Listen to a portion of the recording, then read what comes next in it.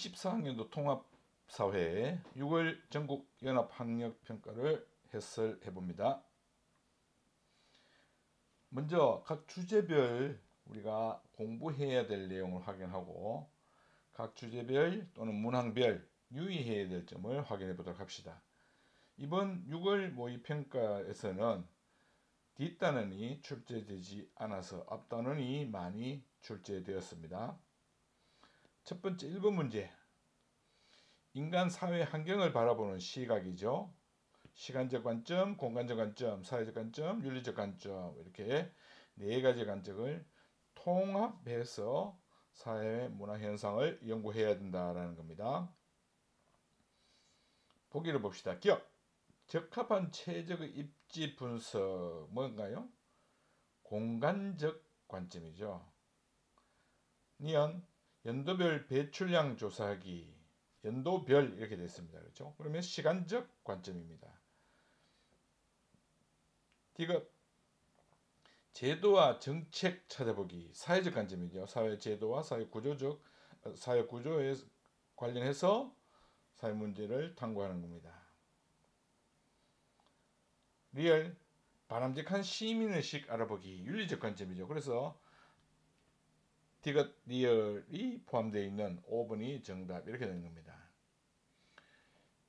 이 1번 같은 문제는 그 관점들이 어떤 특징을 갖고 있는지, 의미가 무엇인지 이런 것들을 잘 기억하고 있어야 됩니다. 그렇죠? 2번, 행복의 의미와 기준에 대한 문제입니다. 에피쿠로스의 사상을 지문에 실어놨습니다. 그래서 에피쿠로스는 욕구를 분별하고 절제를 통해서 검소한 삶을 살아갈 때 행복에 이를 수 있다라고 주장하고 있죠. 그래서 답은 3번이 되게 됩니다. 나머지 선지에 대한 것은 오른쪽에 있는 해설을 참고하기 바랍니다. 3번, 교통통신의 발달과 정보화에 대한 문제입니다. 생태 통로를 건설하는 비용, 이러면 이제 이것이 해결 방안이 되겠죠. 그래서 어떤 문제에 대한 해결 방안이냐라는 것이 이제 문제의 내용입니다. 그렇죠. 그래서 경우 생태 석식지 단절 이렇게 되는 겁니다. 그렇죠. 그래서 3번이 정답입니다. 4번, 지역 공간의 공간 변화, 지역 조사 과정을 나타내는 것입니다. 조사 계획을 수립하고 지역 정보를 수집하고 지역 정보를 분석하고 보고서를 작성하는, 크게 보면 4단계입니다. 다시 조사 계획 수립에는 조사 주제 및 지역 선정, 조사 항목과 조사 방법을 선정하고, 지역 정보 수집은 실내조사. 실내조사는 주로 이제 인터넷 같은 걸 이용해서 또는 도서관에 가서 뭐 이렇게 조사를 할 수 있습니다. 그죠? 야외조사는 실제 현장에 가서 그 지역의 정보들을 관찰하고 수집하는 겁니다. 면담 같은 것도 여기에 포함되죠. 지역 정보를 분석해, 지금까지 수집한 자료를 분석하고 정리하는 단계, 그리고 나서 이걸 어떻게 다른 사람들에게 잘 보여줄 것인가를 그래프 및 주제도를 작성하고 보고서를 작성하게 됩니다. 1번, 수집한 정보를 항목별로 구분하는 것은 자료 수집 및 분석, 즉 이미 자료가 수집된 것을 분석하는 단계입니다. 2번, 인구 통계 자료를 실시한다. 이건 실내조사죠. 실내조사. 그래서 2번이 정답이 되게 됩니다. 특히 인터넷을 통해서 하는 경우가 간단하고 많이 이루어지는 방법이라고 볼 수 있습니다. 요즘 인터넷에 자료가 많기 때문에 인터넷이 활성화되기 전에는 도서관 같은 것을 많이 이용했죠. 3번, 변화를 통계 지도와 표로 표현하는 것은 그래프 및 주제도 작성 단계죠. 4번, 담당자와 면담한다. 실제로 조사를 해보는 겁니다. 야외 조사에서. 5번, 주제로 결정한다. 이것은 주제 및 지역 선정 단계입니다. 그렇죠. 5번, 자연환경과 인간 생활에 대한 문제입니다. 왼쪽에 있는 그림은 탑카르스트, 베트남이나 중국에서 주로 나타나는 그러한 지형으로 석회암이 빗물에 또는 바람에 깎여 나가고 단단한 암석만 남아있는 그런 지형을 얘기합니다. 오른쪽에 있는 그림은 빙하가 침식 작용을 하면서 U자 계곡이 만들어지는 거죠. 그래서 답은 4번이 되게 됩니다. 그렇죠. 6번 문제, 자연환경과 인간 생활에 대한 문제입니다. 표시된 지역 가나가 있습니다. 그래 보니까 가는 가뭄이 주로 많이 나타나서 사막화가 진행되는 그러한 곳이고, 나는 열대지방의 열대림 파괴 지역이라고 볼 수 있습니다. 그렇죠. 1번, 극심한 가뭄과 인간의 과도한 개발로, 그래서 1번이 정답이 되게 됩니다. 2번, 우리나라에도 영향을 미치죠. 특히 황사 같은 경우 중국에서 발원하여 우리나라에도 굉장히 심각한 영향을 미칩니다. 황사가 발생하는 지역인 중국이 가뭄에 시달리게 되면 우리나라도 영향을 받는다라는 것. 3번, 열대림이 파괴되면 지구온난화 현상이 발생하게 되면 더욱더 많이 빠르게 진행되게 되죠. 그러면 꽃들의 개화 시기가 빨라지게 됩니다. 왜냐하면 온도가 높아지기 때문에 그렇죠. 4번, 강수량보다 정발량이 많은 지역, 이곳은 이제 주로 건조기후 지역입니다. 그런데 열대림 파괴의 경우는 열대지방이죠. 그래서 오히려 강수량이 훨씬 더 정발량보다 많은 지역입니다. 5번, 북반구, 남반구 할 것 없이 양쪽 모두에서 나타나는 그런 현상이라고 볼 수 있습니다. 7번, 자연환경과 인간 생활에 대한 문제입니다. 굉장히 이제 많이 출제되는 때였죠. 그죠? 중복해서. 낙타를 타고 뜨겁게 달궈진 모래 언덕에 올랐다. 건조기후지역의 인간생활 모습입니다. 1번, 날고기를 통해 비타민을 섭취한다. 이 경우는 이제 한대기후죠. 너무 춥기 때문에 과일이라든지 채소라든지 이런 것을 재배하기 어렵습니다. 그렇죠? 그래서 날고기를 통해서 비타민을 섭취하게 됩니다. 2번, 향신료를 많이 사용한다. 열대기후 지역이죠. 그래서 우리가 베트남이라든지 이런 지역을 여행을 하면 향신료가 굉장히 강하다는 것을 알 수 있습니다. 3번, 물이 부족하여 오아시스 농업을 통한 재배한 대추 야자를 말려 먹는다. 이것이 바로 건조기후의 생활 모습입니다.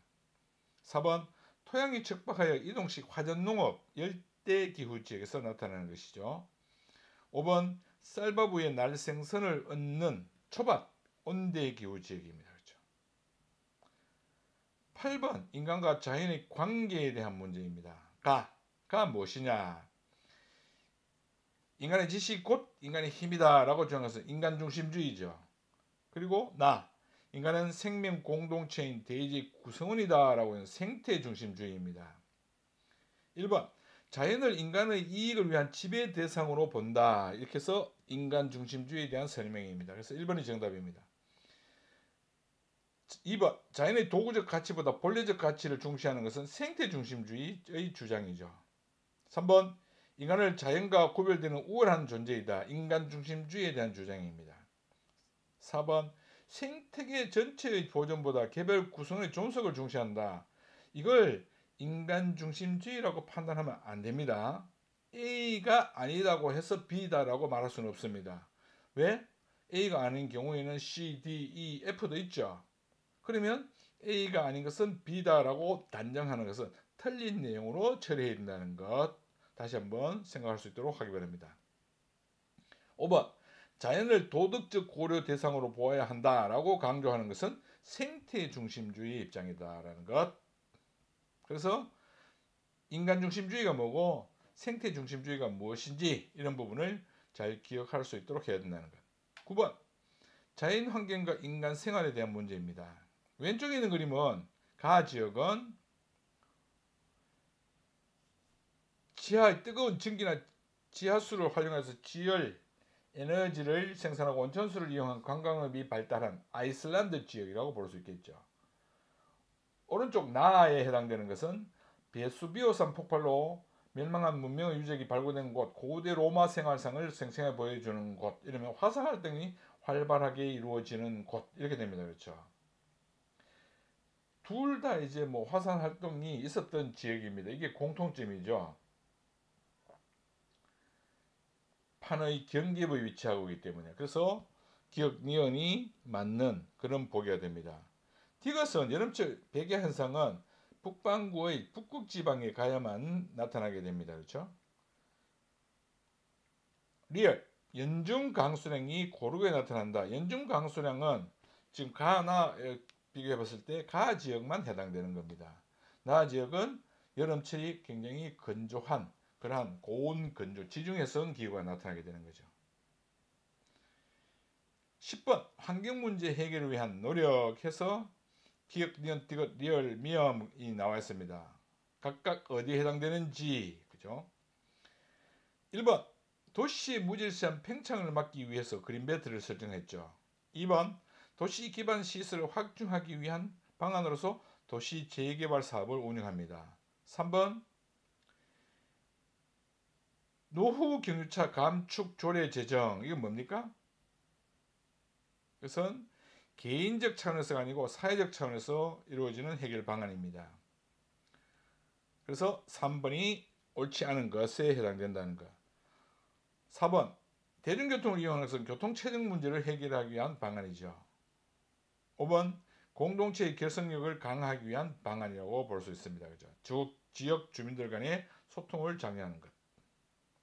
11번 자연환경과 인간 생활에 대한 문제입니다.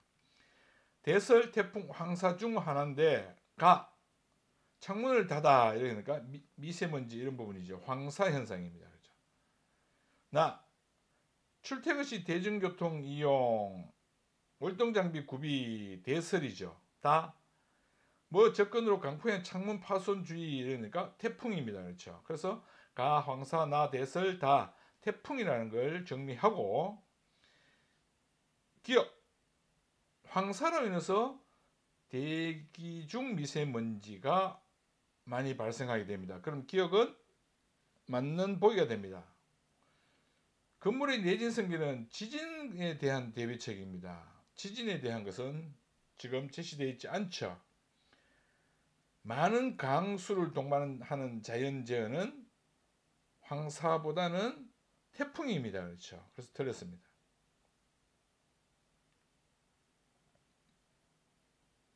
태풍이 그래서 맞죠. 리얼 모두 고위도 지역 아닙니다. 태풍은 저위도에서 고위도를 향해서 대설은 중위도나 고위도 이상. 왜냐하면 눈이 많이 오는 지역은 날씨가 아무래도 좀 추운 지역입니다. 겨울이 그렇죠. 열대지방에서는 겨울이 춥다라고 말할 수 없습니다. 그래서 기억 디귿에 해당되는 2번이 정답이 되게 됩니다. 12번 행복한 삶을 실현하기 위한 조건에 대한 문제가 출제되었습니다. 그래서 진정으로 행복하기 위해서는 최소한의 조건이 고려된다라는 얘기입니다. 삶에 대한 주관적 만족감 같은 경우도 이루어져야 된다라는 것.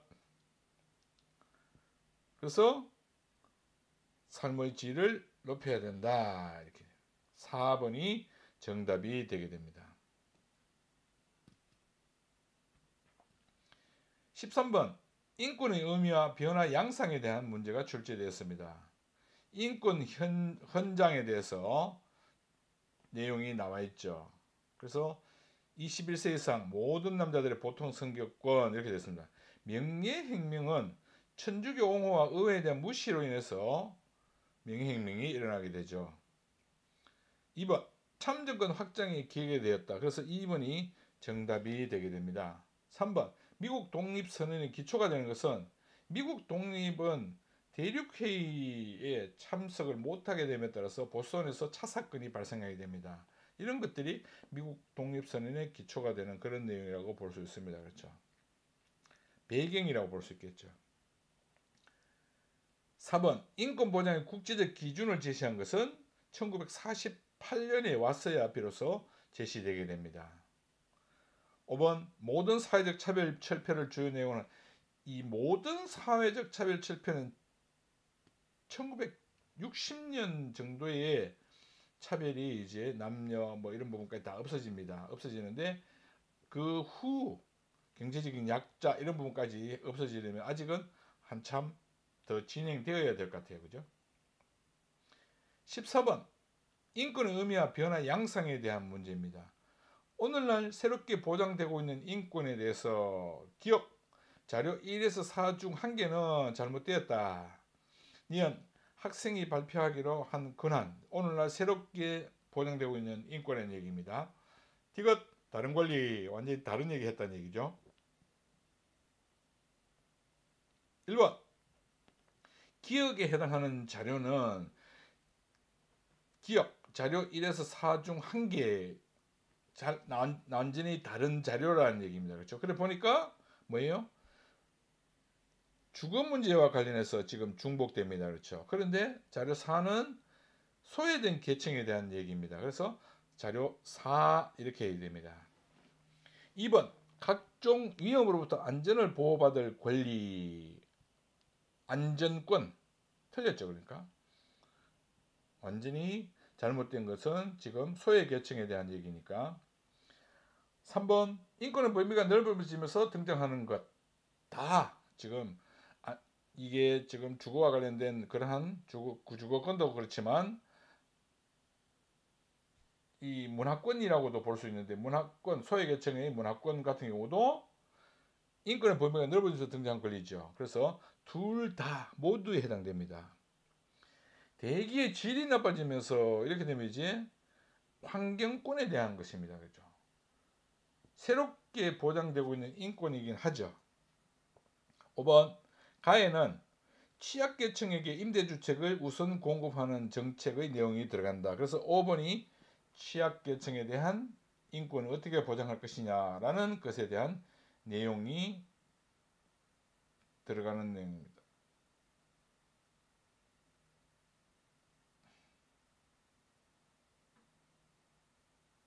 임대주택과 관계되는 내용이니까 주택 문제죠. 그렇죠?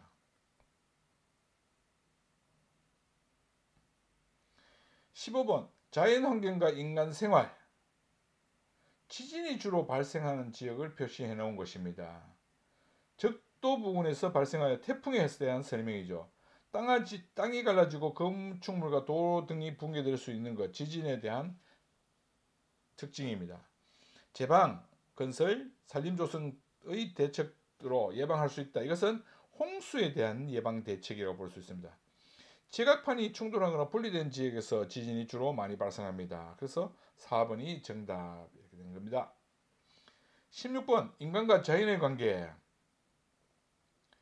각각 주체들이 어떻게 되느냐를 구분해 보자는 얘기입니다. 환경보호를 위한 제도와 정책을 마련하여 시행하는 것은 정부죠. 생산활동의 주체로서 청정기술 개발을 위해 노력하고 있다. 기업에 해당되는 내용입니다. 환경문제를 사회적으로 쟁점화하고 시민 참여와 관심을 촉구하고 있다. 시민단체에 대한 설명입니다. 그렇죠? 1번 정부에 대한 설명입니다. 가는 2번 환경문제 해결을 위한 국제조약 체결의 주체는 정부죠. 이윤 추구를 목적으로 기업입니다. 그렇죠? 4번 관련법을 제정한다. 정부에 해당되는 것입니다. 5번 감시하고 비판하는 역할은 시민단체의 역할이죠. 그래서 5번이 정답 이렇게 된 겁니다.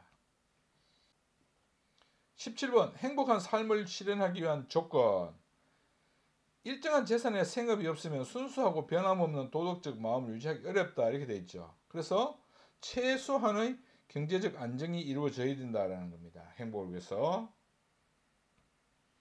18번 통신의 발달과 정보화 이것을 해결하기 위한 사례 보니까 첫 번째 정보화 취약계층 이렇게 됐습니다. 그렇죠. 그러면 정보 격차 문제와 관련이 깊구나 해서 1번을 일단 세모 표시해 놓고 출발합니다. 그러면서 두 번째 자료를 보니까 노장비 교체해서 무료로 근거리 무료로 이용할 수 있도록 해줬다. 이러면 정보 격차를 해소하기 위한 그러한 대책이라고 볼 수 있습니다. 그렇죠. 19번 가 지역에 비해서 나 지역 상대적 특징 가 농촌이고 나 도시입니다. 그러면 지역보다는 나 지역 어떤 이야기죠. 1차 산업 종사 비율은 낮죠.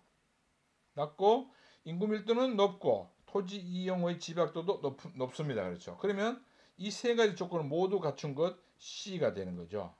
그래서 C 이렇게 됩니다. 20번 조금 이제 시간이 걸릴 것이다 라고 생각할 수 있는데 의외로 문제는 간단합니다. 계산을 막 복잡하게 해야 되는 것처럼 보이지만 실제 계산 복잡하게 하는 것은 없습니다. 그렇죠. 조건만 잘 이해하고 있으면 됩니다.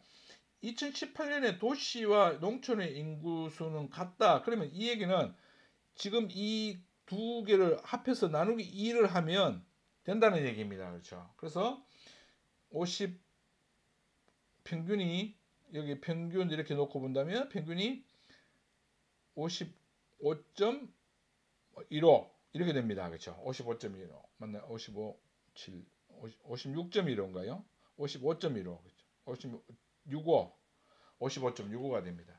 이렇게 평균을 찾아낼 수 있다는 얘기입니다. 마찬가지로 2023년도 그렇다는 얘기죠. 그러면 2023년도 똑같이 그렇게 할 수 있다는 얘기입니다. 예를 들어서 뮤지컬이면 15.1이죠. 그러면 2분의 15.1 이렇게 해서 할 수 있다는 얘기입니다. 무응답이나 무응답, 복수응답을 잘 모를 수도 있다는 생각인데 두 가지를 선택하거나 세 가지를 선택하는 이런 경우입니다. 그러니까 여기는 지금 단수응답이라는 얘기입니다. 단수응답이라는 것은 한 질문에 대해서 한 가지만 선택했다는 얘기죠. 응답이 없는 게 없으니까 한 가지는 반드시 선택했다는 얘기입니다. 그래서 모든 걸 다 합하면 100%가 된다는 얘기죠. 그럼 가로로 합했을 때 2018년 100, 2023년 100, 도시 100, 농촌 100 이렇게 된다는 얘기입니다. 이런 개념들을 잘 알고 있으면 크게 문제가 없는데 이때 조심해야 될 것은 자, 지금 조건 중에서 2018년과 2023년의 인구에 대한 언급은 없습니다. 그러면 이것은 똑같다라고 말할 수 없죠. 똑같다 말하고 단정하면 안 된다는 얘기입니다. 다르다라고도 할 수 없습니다. 그래서 똑같다고 단정할 수 없다라고 생각해야 된다는 것. 똑같다고 단정할 수 없다. 이 부분을 잘 기억하고 접근하면 됩니다. 기억. 전시에 응답한 관람자 비율은 2018년에 비해 2023년 증가했다. 자, 둘을 합해보면 되죠. 똑같으니까 어차피. 그러니까 10 비율만 비교했으니까 수가 아니니까 그렇죠. 15.8입니다. 15.8%죠. 그리고 2분의 15.8입니다. 전시에 2분의 17.2입니다. 그러면 15.8보다 17.2가 훨씬 더 큰 값이죠. 비율이. 그래서 증가했다. 기억은 맞는 보기가 됩니다. 그래서 농어촌 지역에서 뮤지컬에 응답한 관련자 수는 여기서는 알 수 없다고 했습니다. 그렇죠. 도시와 농촌의 수는 비교할 수 있습니다. 같다고 되어 있으니까 그렇죠. 그러나 2018년과 2023년 이 경우는 비교할 수 없습니다. 그렇죠. 증가했다라고 단정할 수 없습니다. 비율이 높아졌다고. 인구가 줄어들었을 수도 있고 늘어났을 수도 있고 그대로 같을 수도 있기 때문에 단정할 수 없다라는 것 꼭 명심해야 됩니다. 디귿 2023년에 기타에 응답한 도시 지역의 관련자 수 마찬가지입니다. 그러면 수가 나왔죠. 그러면 이제 2018년하고 2023년을 비교할 수 없다 그랬죠. 그런데 같은 해 내에서는 비교할 수 있다 그랬죠. 특히 농촌과 도시의 인구가 같다고 돼 있죠. 같다고 돼 있기 때문에 2023년 기타에 응답한 도시 지역의 관련자 수 30. 그다음 영하에 응답한 농어촌 58.5. 그러면 영하에 응답한 농어촌이 훨씬 더 많게 됩니다. 그렇죠? 그래서 이것도 맞는 보기가 됩니다. 리얼 2018년, 2023년 수 비교하는 겁니다. 그렇죠? 그래서 틀렸습니다. 이건 무조건. 왜? 비교할 수 없는 걸 비교했죠. 자, 여기서 이제 정리해 봅시다. 이 문제는 지금 기본적으로 도시와 농촌의 인구가 같기 때문에 두 비율을 합해 가지고 나누기 2를 하면 평균치가 나온다는 것, 이 개념을 생각하고 그 다음 또 하나는 각각의 비율끼리 비교할 수 있습니다. 왜? 인구가 같기 때문에 비교할 수 있다는 얘기입니다. 그러면 도시가 훨씬 더 숫자가 많다는 얘기예요. 뮤지컬의 경우는 이 얘기입니다. 기타의 경우는 농어촌이 훨씬 더 수가 많다는 얘기입니다. 수를 비교할 수 있는 경우가 바로 이런 경우입니다. 수가 같기 때문에. 그러나 조심해야 될 건 뭐냐? 2018년의 전체 수와 2023년의 전체 수가 언급되지 않는 비율만 언급되어 있는 자료입니다. 그렇죠? 그렇기 때문에 이것은 2018년과 2023년의 경우를 수로 비교할 수는 없습니다. 수로 비교할 수 있는 경우는 같은 해에서는 비교가 가능하죠. 왜? 인구가 같기 때문에 이렇게. 이 점 꼭 명심하고 문제를 풀 수 있도록 하기 바랍니다. 다음 시간에는 지역 공간의 변화에 대해서 공부해 보도록 합시다. 수고했습니다.